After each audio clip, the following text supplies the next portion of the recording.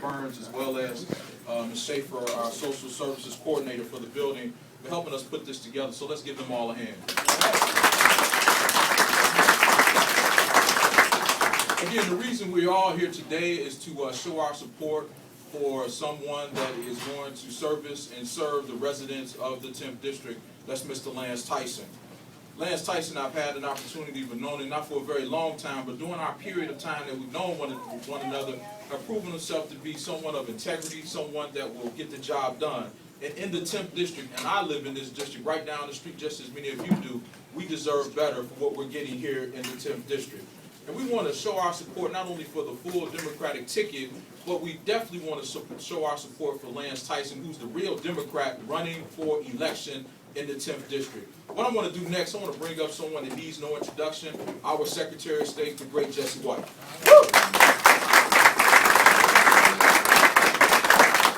Thank you very much, Alderman Irving, Governor Quinn, Alderman Burnett, Lance Tyson, and Dr. Patricia Van Pelt Watkins, who is our Senator-elect. We're here today because the election is upon us. November the 6th is a very important day for all of us. We want to encourage everyone to come out and discharge their civic responsibilities. You don't vote, you can't brag about anything that happens in society. So you lose your brag rights when you don't participate in the process. I'm here in support of a gentleman by the name of Lance Tyson. He's a gentleman who is rich in talent, who will not only take on the job of state representative, but he'll also take on the responsibility that goes with it. Derek Smith used to be our state representative, and I've known him since he was a child. And we were instrumental in appointing him to replace Anderson College when she moved up to become our senator. And he took a $7,000 bribe.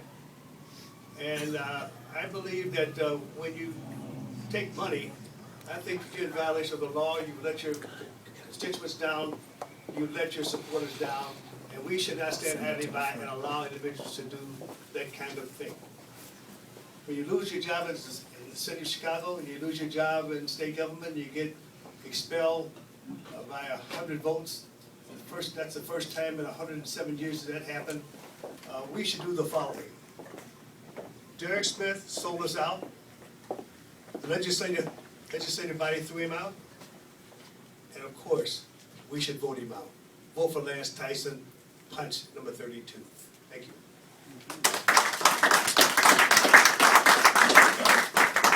I've served in government for about 36 years.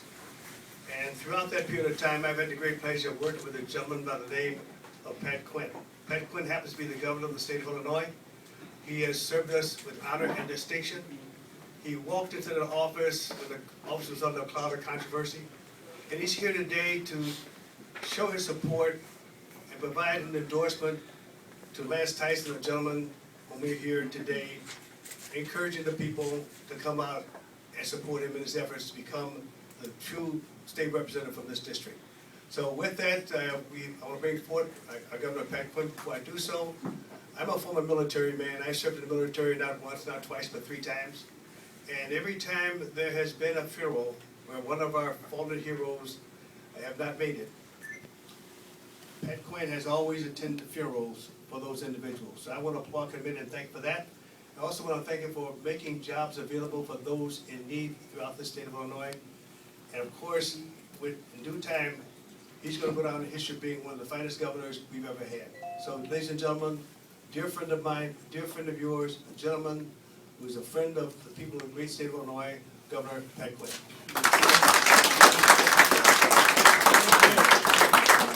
Well, it's an honor to be here on the west side of Chicago, the side of Chicago that I live on. I don't live too far from here, matter of fact. I live in Austin, and I think it's very, very important that we are gathered here today on this beautiful day. I am for Lance Tyson. I believe in Lance Tyson. Lance understands everyday people. He understands our #1 objective in this district, and every district in Illinois, is economic growth and jobs. And we've got to work together on that important mission. The best way to fight poverty, the best way to fight crime, the best way to keep families together is a job. And I think that Lance Tyson is the best representative for this district to get jobs. I think he also understands something that's very important to all of us on the west side the south side, and every side of Illinois. And that's that we must end the silence about the violence. We have to have a state representative on the west side of Chicago that will stand with us to fight against the gangbangers and all of those who would create mayhem and threaten the public safety. We've had an epidemic of violence in this city in the past year. We all know this. We've got to have men and women in Springfield who stand together on the right to make sure that we fight against those who would perpetrate violence. And I think that Lance is best prepared to do that. We must have representatives like that. And here we are in this wonderful facility. We understand also, as President Obama understands, that we must have decent health care for everybody. Everybody in, nobody left out when it comes to decent health care, no matter what your age. And I believe that Lance Tyson understands that important mission of making sure we have top-notch health care for every single citizen in our state and indeed our country. So whether it's jobs, fighting violence, or making sure we have decent health care, these are fundamental priorities that we must address every day in Illinois. If you're a representative, you've got to be someone who's there 24 hours a day, 7 days a week, 365 days a year. This is a man who works hard. He understands, like Dorothy Brown, and like Patricia here, and Walter, that when you're in public office, you are a public servant. Service to others is the rent we pay for our place on God's earth. When we elect somebody to office, they must have an ethic of service. And that's what Lance Tyson is all about. He understands service, public service, being a public servant, having integrity at all times to make sure you serve your district and you serve your constituents. Everyone here, Jason is with us as well. They understand the importance of being there for the everyday person who needs a champion, whether it's in City Hall or whether it's down in our state capitol or in the county building. All of us are in this together as public servants. I am very honored to endorse today Lance Tyson for state representative. Lance, come on forward.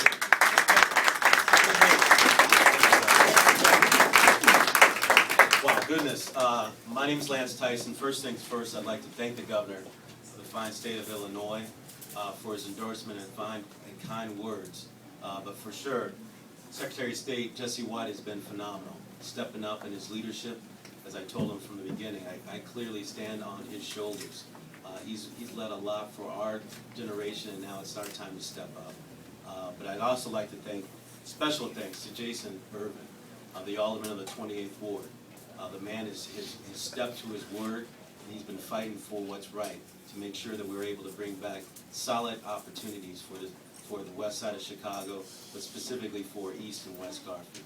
I'd like to thank Dorothy Brown, of course, and also Senate-elect Patricia Van Pelt-Watkins for their leadership and letting me be able to grow and blossom. My name's Lance Tyson. I'm running for state representative. Folks, on November 6th are going to have a choice between somebody that needs an attorney and one that is. I've been practicing law for 15 years now. I got a chance to serve as a mayor's attorney in Springfield. During that time, I worked with President Obama. He and I worked together hand in hand on legislation for the city. One of the major pieces that I'm very proud of is the Enterprise Zone Act. It's a bill that I drafted, and the senator actually got passed through a Senate that was controlled by Pate Phillips. But notwithstanding, it brought back 75,000 jobs to the city of Chicago. That's something I'm proud of. That's a record that I stand on, and that's something that I would like to deliver back to the constituents of the 10th Legislative District. But more importantly, I stand before you today because I believe I'm the real Democrat in this race. As you can see, I'm flanked by the governor, the Secretary of State, the alderman of the 28th Ward, the alderman of the 27th Ward, Alderman Walsh Burnett, the Dorothy Brown. I'm the real Democrat in this race, and this is an incredible, pivotal race. I think the state's watching. I think the nation's watching. They want to know whether or not Illinois is going to step up for competency. They're going to want to know if Illinois is going to step up for character, for integrity. They're going to want to know whether the West Side is going to step up for those principles. I have faith, and I believe that all the other Democrats have faith that we're gonna do the right thing here. But more importantly, folks wanna know what I'm gonna do when I get to Springfield. As the governor talked about, the major piece, the first piece of legislation that I'm gonna get passed in Springfield will be a bill to create a tax credit for employers to hire ex-offenders. I firmly believe that the way that we break the cycle of violence here in our communities is not through locking folks up, but it's through providing opportunities, solid opportunities, so men can be men. Men have to take care of their families. They're going to take care of their families either through the criminal enterprise or through the free enterprise. And I firmly believe that government has a role to make sure that we do everything we can to move it forward towards free enterprise. And so that's my agenda, will be about making sure that we break the cycle, that we provide opportunities for the ex-offender, that we provide opportunities to make sure that men can be men. More importantly, and I think this is probably the most important piece, I think the most important piece as just politically, please, I urge the voters of the 10th Legislative District not to throw their vote away. A vote for my opponent would be a vote to make sure for zero confidence. His colleagues, Democrat and Republicans, expelled him 100-6. There is absolutely no way he will be able to bring any credibility to make sure that resources come back to this facility, to make sure that resources come back to those daycare centers, to make sure that resources come back to the parks and schools. When he writes a letter to the governor, I'd have to respectfully suggest that that letter would get very little credibility. And so a vote for my opponent would be a vote for zero confidence. I want to make sure, please, I urge everybody, please step up and come out to vote. Vote for President Obama, punch 31. Come out and vote for Patricia Van Pelt Watkins, punch 21. 32. 21. And also, and please, punch 32 for Lance Tyson. All right, thank you so much. I appreciate your help. Thank you. And also, I'm sorry, 53 for Dorothy Brown. I apologize. She's in a heated race this cycle. Media questions. Media questions. Are there any other questions regarding my candidacy or with regard to this race for the 10th Legislative District? Step around. Step to the mic.